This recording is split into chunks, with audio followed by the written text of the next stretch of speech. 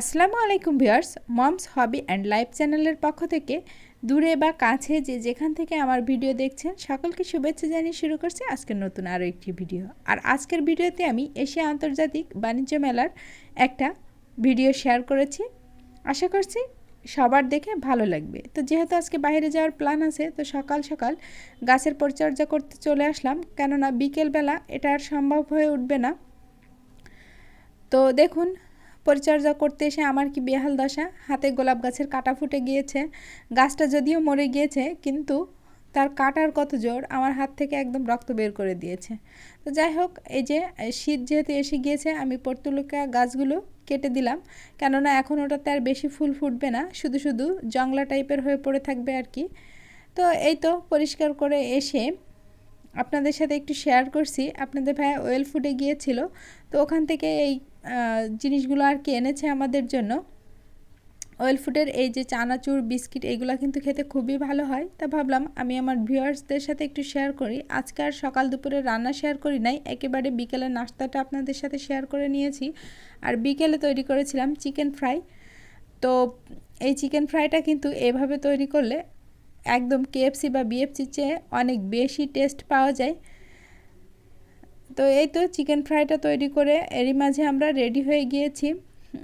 একেবারে নাস্তা সেরে আমরা বেরিয়ে পড়েছি।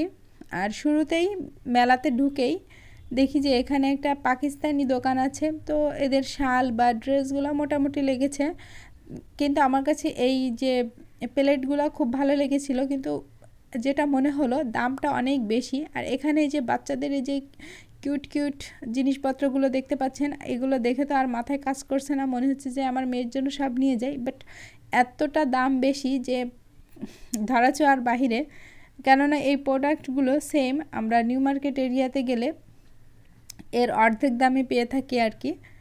তো সেই জন্য আর কি নেওয়া হয়নি। তো আপনাদেরকে দেখিয়ে দিচ্ছি।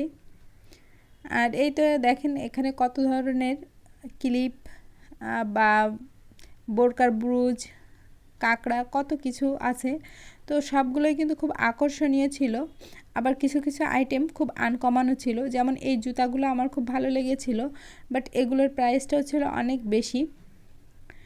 আর এখানকার এই যে কুকারাইজের দোকানটাতে এখানে যে জগের সেটগুলো দেখলাম, আমার কাছে বেশ ভালো লেগেছে, বাট এটারও প্রাইসটা হাই ছিল।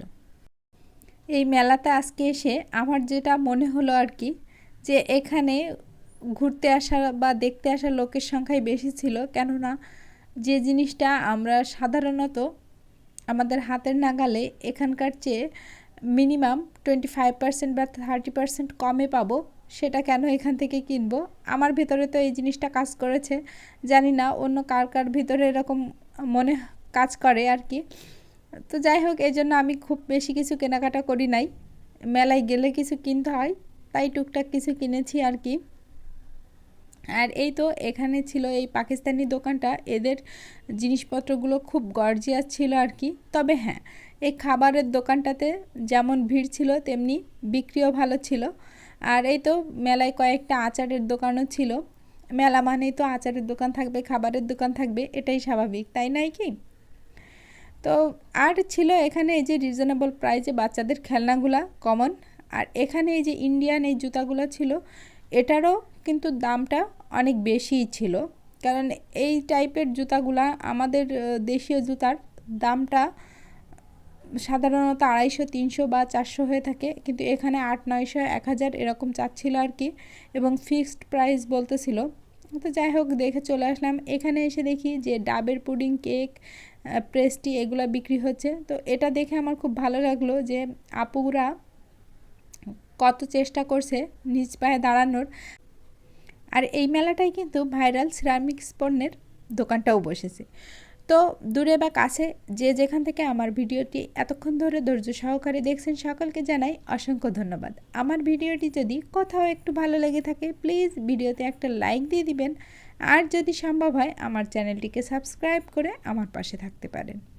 তো যাই হোক, মেলায় এসেছে, রাইডে উঠবে না তা তো হয় না। তো রাইডে চড়ে এখানে যে বায়োস্কোপ দেখে তারপর আমরা বাসার উদ্দেশ্যে রওনা দিয়েছি।